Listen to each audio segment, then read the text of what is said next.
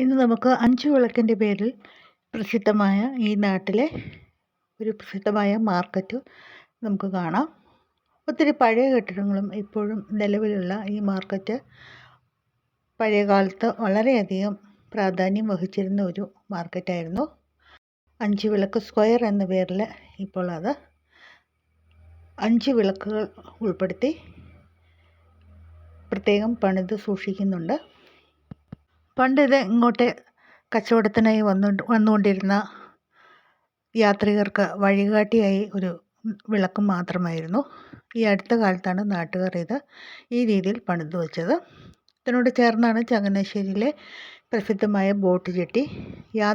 Service ദിവസത്തിൽ വളരെ കുറവാണെങ്കിലും ആലപ്പുഴയ്ക്ക് കുട്ടനാട് കൂടിയുള്ള യാത്ര വളരെ മനോഹരമായ ഒരു യാത്രയാണ്.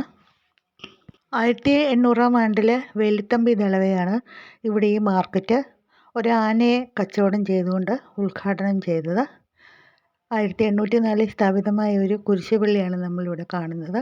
ഈ കുരിശുപള്ളിയുടെ പിന്നിലുള്ള മൈതാനത്തായിരുന്നു അന്നത്തെ പ്രധാന മീറ്റിങ്ങുകളൊക്കെ സംഘടിപ്പിച്ചിരുന്നത്. വളരെയധികം സിനിമകളുടെ ഷൂട്ടിംഗ് നടത്തിയിട്ടുള്ള ഒരു ലൊക്കേഷൻ കൂടിയാണ് ഇവിടെ. മോഹൻലാലിൻ്റെ സ്ഫടികമൊക്കെ ഈ ഒരു ലൊക്കേഷനിലാണ് ഷൂട്ട് ചെയ്തത്. മലഞ്ചരക്കുകളുമായി മലയോര പ്രദേശങ്ങളിൽ നിന്ന് വന്നുകൊണ്ടിരുന്ന കാളവണ്ടികളും ഇവിടെ നിന്ന് ചരക്കുകൾ വഹിച്ചുകൊണ്ട് ആലപ്പുഴയ്ക്ക് പോയിക്കൊണ്ടിരുന്ന വഞ്ചികളും എല്ലാം നിറഞ്ഞ വളരെ ഒരു സമൃദ്ധമായ ഒരു ചിത്രമായിരുന്നു അന്നത്തെ മാർക്കറ്റിനുണ്ടായിരുന്നത്. പിന്നീട് ആലപ്പുഴയിൽ നിന്ന് ആയിരുന്നു നമ്മളുടെ നാട്ടിലെ മലഞ്ചരക്കുകളെല്ലാം വിദേശത്തേക്ക് കയറിപ്പോയിക്കൊണ്ടിരുന്നത്. വളരെ മനോഹരമായ കാലപ്പഴക്കത്തെ വെല്ലുന്ന രീതിയിലാണ് ഈ പള്ളി ഇപ്പോഴും നിലകൊള്ളുന്നത്. 1804-ാം ആണ്ടിലാണ് ഇത് സ്ഥാപിതമായത്. ആദ്യകാലങ്ങളിൽ ചങ്ങനാശ്ശേരി അറിയപ്പെട്ടിരുന്നതും 5 വിളക്കിൻ്റെ നാടെന്നാണ്.